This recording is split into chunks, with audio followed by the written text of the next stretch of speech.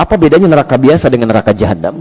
Ya, saya ulang, apa bedanya neraka biasa dengan neraka jahanam? Sekarang kita gunakan Qur'annya aja. Ya. Quran surah keempat, masih di ayat di surah yang sama, ayat 56.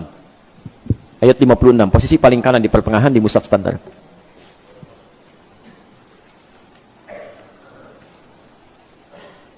Baik, ini yang tidak menggunakan kata jahanam, cuma neraka saja. Nar. Kan yang tadi bunuh biasa tempatnya di mana? Neraka. Baik, sekarang yang kedua jahanam. Kita ambil yang neraka biasa dulu ya, sebelum ke neraka jahanam. Yang biasa dulu. Baik. Ada ayatnya? Innal ladzina kafaru biayatina sawfa nuslihim nara. Orang-orang yang selalu ingkar dengan petunjuk-petunjuk kami, kalau ada kata kafar, ini bukan menunjukkan orangnya. Awas, hati-hati. Bukan menunjuk orangnya, tapi pada perilakunya. Baik, tapi pada perilakunya. Jadi ada orang-orang yang perilakunya menyimpang dari aturan Allah. Maaf, kalau yang tidak beriman menyimpang, wajar karena nggak ada imannya. Saya mau tanya, ada nggak orang Islam yang menyimpang dari aturan Allah? Ada. Diajak sholat, susah. Dengar azan, marah-marah misalnya. Diajak ngaji, ngajak berselisih. Bisa terjadi itu. Ya, ada. Nah, kalau ada orang-orang seperti ini, tiba-tiba banyak amal salahnya, sedikit amal solehnya, di akhirat nanti, timbangan amal salahnya lebih banyak, amal solehnya sedikit, dimasukkan ke dalam neraka. Perhatikan, neraka tingkat paling ringan, di situ ada jahanamnya enggak? Tidak, disebutkan nar saja. Apa siksaannya? Perhatikan kalimatnya, saufan nuslihim nara. Maka kami akan tarik, nusli itu tarik ubun-ubunnya, dicelupkan ke dalam neraka. Disiksa paling ringan di neraka itu adalah saat seseorang sudah dihisab tempatnya neraka, itu ubun-ubunnya ditarik tuh yang paling ringan. Dari kata nusli. Ya, paslanaron hamiyah, gitu kan? Ada disebutkan, ada sebagian tempat yang disebutkan. Jadi kalau ada kata aslayusli, nusli itu ubun-ubun yang ditarik begini. Maaf Pak ya. Puncak kemuliaan manusia itu ada di mana ya? Di kepalanya. Makanya kalau ada orang-orang kan mau diseret dalam urusan dunia untuk merendahkan dia, kepalanya ditarik kan? Saat kita ingin bersujud kepada Allah, kita turunkan kepala kita untuk menunjukkan bahwa ini puncak penghambaan yang paling tinggi. Maka ketika di akhirat nanti, maaf kalau dalam urusan dunia Anda pernah diseret, yang tahu cuma teman dunia saja. Anda diseret di Bekasi misalnya, sama orang-orang yang tidak berperikemanusiaan, diseret kepalanya, yang tahu cuma orang Bekasi. Tapi saat Anda diseret misalnya di akhirat nanti, itu dibuka semua alam langit dan bumi melihat Anda. Ini rupanya manusia ini, diseret di bawah tuh, ubun-ubunnya ditarik begini. Ya. Dan nusli yang kedua, asla yusli itu bisa berarti sesuatu yang dicelupkan dan diangkat kembali. Pernah bikin teh celup? Teh celup? Pernah? Halo? Ya, teh celup itu kan masukkan, angkat begini ya, masukkan, angkat. Nah ini neraka yang paling ringan siksaannya, diambil ubun-ubunnya, dicelupkan ke neraka, angkat begini, celupkan, angkat. Jadi ada malaikat yang memang tugasnya cuma celup, angkat gitu. Ya. Bukan angkat biasa, bukan celup biasa. Kullama nadijat juluduhum, begitu dicelupkan begini, hancur semua tubuh plus dengan kulitnya. Kenapa di sini disebutkan kulit? Ya, kulit sebagai perwakilan dari seluruh anggota tubuhnya, karena kulit ini bagian dari indera perasa yang sangat tajam. Ya, pekat. Ya, jadi kalau kulitnya ini diibaratkan dengan lukisan kulit di sini, seakan-akan bahasanya bukan kulit kalau ingin terjemahkan lebih luas. Seakan-akan ingin mengatakan, maaf, ketika masuk ke neraka ini, itu sakitnya menjalar ke seluruh bagian organ tubuh. Bukankah saat kulit itu kena, kemudian yang lain merasakan? Ya. Maka kata Allah, saya akan buat rasa nih, ketika dicelupkan semua organ tubuhnya merasakan. Jelas ya? Tapi nggak sampai situ, begitu hancur semuanya.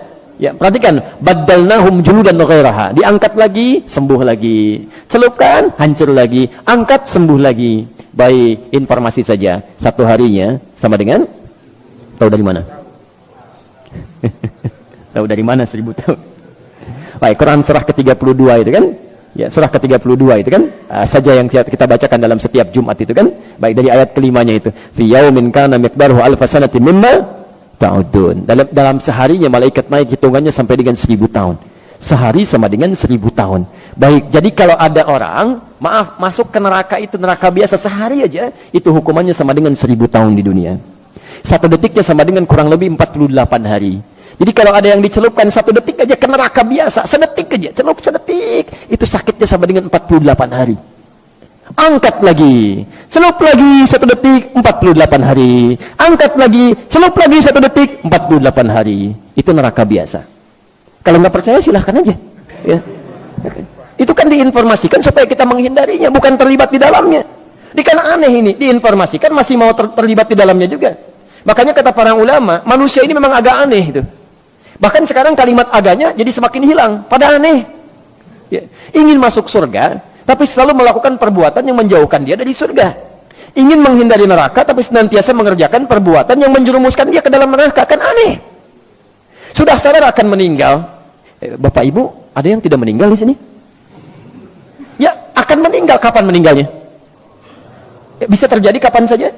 Hari ini mungkin. Nah, ini yang paling aneh. Sudah tahu akan meninggal dan kapan saja bisa terjadi, masih bermain-main dalam kehidupannya. Dan masih sempat berbuat maksiat gitu. Makanya kata para ulama, kalau Anda ingin terjaga dari keburukan, selalu ingin baik, coba rasakan setiap terfikir berbuat yang tidak baik, rasakan seketika akan meninggal. Ini ada minuman, bukan minuman Anda. Begitu Anda mau ambil begini, nantilah saya bilang nanti sekalian. Rasakan, begitu Anda ambil, Anda mau teguk itu, malaikat maut datang menjemput Anda. Itu insya Allah akan selalu dijaga, Pak. Anda masuk ke kantor sendirian, di ruangan kantor, mau tanda tangan proyek itu kan, yang nilainya miliaran, tapi dengan cara yang salah, haram. Padahal sholatnya dikerjakan, ikut ta'lim juga, godaan tidak biasa. Bayangkan ketika tanda tangan itu, malaikat maut datang menjemput Anda. Itu paling gampang. Paling gampang. Antum kajian, temannya sedang wudu, penanya di situ mau nulis cepet-cepet, nanti bilangnya lah gitu kan. Antum nggak ada pena, tiba-tiba ngambil pena temannya, tulis dulu gitu kan. Hati-hati, antum belum aman tuh. Ya, dianya memang sedang wudu. Anda berniat nanti sekalian pas pulang saya bilang, tadi saya pinjam pulpen kamu gitu kan. Tapi apakah Anda bisa menjamin Anda bisa bertahan dalam kehidupan sampai dia kembali dari wudunya? Belum tentu. Karena itu hati-hati gitu. Ya, hati-hati, bertakwalah pada Allah Subhanahu wa taala. Hidup kita itu terjamin. Ya, terjamin dalam nuansa kapan saja bisa pulang. Jelas di sini? Baik. Saya kembalikan dulu ke bahasan kita sekarang. Yang di neraka biasa saja hukumannya sudah seperti itu. Bagaimana dengan neraka jahanam? Neraka jahanam itu jangan tunggu sampai ke nerakanya. Di alam kubur aja sudah mulai ditampakkan itu. Nih tempat kamu ini nih. Ya, Quran surah ke-40. Ya, Ghafir atau Al-Mu'min nanti dibaca kemudian saja. Dibuka nanti dari ayat ke-45 sampai ayat 47-nya. Ya.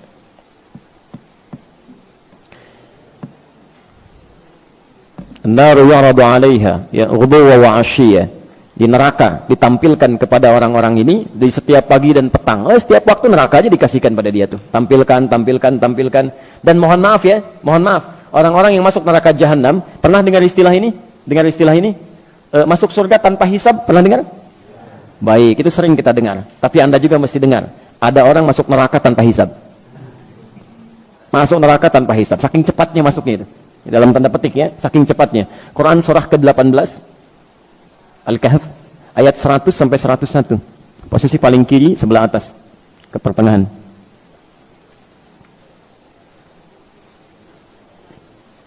Jadi orang-orang yang masuk neraka ini yang cepat sekali seakan-akan nyaris tanpa hisab yang masuk itu bukan neraka biasa. Kalau neraka biasa masih ada amal, Pak. Ini amal cari-cari sampai yang sunnah-sunnahnya itu. Begitu tidak juga ketemu, banyak amal jeleknya yang salahnya, ya sudah neraka dia. Tapi jahanam tidak. Wa aradna jahannam yawma idzil kafirina arba. Jadi saat hisab itu proses di hari kiamat nanti kita akan saksikan sendiri, wallahu a'lam bissawab. Saat orang mulai melihat, ya, maaf ya, ada orang yang cepat melewati sirat tuh, cepat langsung masuk ke surganya. Bahkan dari sejak menerima kitabnya, ada yang dari kanannya senang luar biasa. Ada yang mohon maaf di belakang punggungnya, ada dia merasa ketakutan luar biasa. Tiba-tiba ada orang-orang yang tegangnya luar biasa. Saya nanti di mana ya? Kitab saya di kanan, atau di kiri, atau di punggung di belakang saya. Tiba-tiba ayatnya turun. Udah, kamu nggak usah banyak mikir deh. Tempat kamu di sini nih, neraka jahanam, nanti langsung masuk aja. Ya, capek kalau dipikirin juga. Wa aradna jahannama yawma idzil kafirina arba. Pada saat itu ketika orang sibuk memikirkan hisab, kami tampilkan pada golongan ahli neraka jahanam. Tempat kamu akan di sini. Nggak usah banyak mikir, nanti langsung ke sini aja. Udah bayangkan tuh. Siapa orang-orang ini? Ayat 101-nya. Ternyata bukan cuma kafir di sini, bukan cuma orang tidak beriman saja. Ada orang-orang beriman yang sulitnya luar biasa. Alladzina kanat a'yunuhum fi ghita'in an dzikri, yaitu orang-orang yang matanya ya, sulit sekali mendapati petunjuk saya. Sulit digunakan ingat kepada saya. Kalimat zikir itu segala kegiatan yang mengingatkan kita kepada Allah. Wa kanu la yastati'una sam'a, bahkan telinganya sulit dengar itu. Ada orang sudah mengatakan Islam dengan azan Allahu Akbar, Masya Allah. Ada orang masih telat, yang ini masa malah marah-marah. Kok Kenapa adzannya dekat rumah saya? Oh, Masya Allah. Yang jadi masalah kenapa rumah Anda dekat dengan suara adzan? Ini kan aneh ini. Anda dengar panggilan manusia, biasa aja. Kenapa dengar panggilan Allah jadi marah-marah? Coba, Anda, Pak Ibu sekalian, ini kan ditujukan untuk orang yang sholat, bukan untuk saya. Wah, Masya Allah, itu kan. Anda pernah ke bandara? Pernah ke bandara? Halo? Di airport ya? Baik, ada panggilan di situ? Baik, panggilan siap-siap, panggilan pesawat nomor sekian. Maaf, kadang-kadang yang dipanggil Anda atau orang lain? Pesawat Garuda dengan penerbangan sekian siap-siap, padahal Anda mau naik batik misalnya, yang dipanggil orang lain, tapi kan Anda nggak marah. Kedengaran Anda juga, suaranya kencang juga gitu kan. Maaf teman-teman sekalian, kenapa panggilan dunia orang biasa-biasa saja, panggilan Allah bisa pada sewot tuh ya? Kan pada aneh orang-orang ini ya. Nah, tapi yang paling indah adalah dipanggil lewat panggilan, belum mau datang juga, saking sayangnya Allah. Ini yang paling indah, Allah itu tidak akan membiarkan seorang hamba kembali ke akhirat kecuali dia telah mendapatkan petunjuk sampai ke puncaknya. Kalau telinganya nggak bisa dengar, barangkali matanya masih mau lihat. Dia nggak mau ke masjid, belum ke masjid, tiba-tiba diperlihatkan di depan matanya orang mulai berangkat. Dari orang dewasa, anak kecil, orang sudah mulai masuk ke masjid, dia masih betulin mobil, begini gitu kan. Mulai lewat, Pak, Assalamualaikum, Waalaikumsalam. Ah, nggak dilihat juga begini. Lewat, sampai anak kecil, Om, masjid yuk. Udah nanti Om nyusul, Masya Allah, ke masjidnya enggak gitu kan.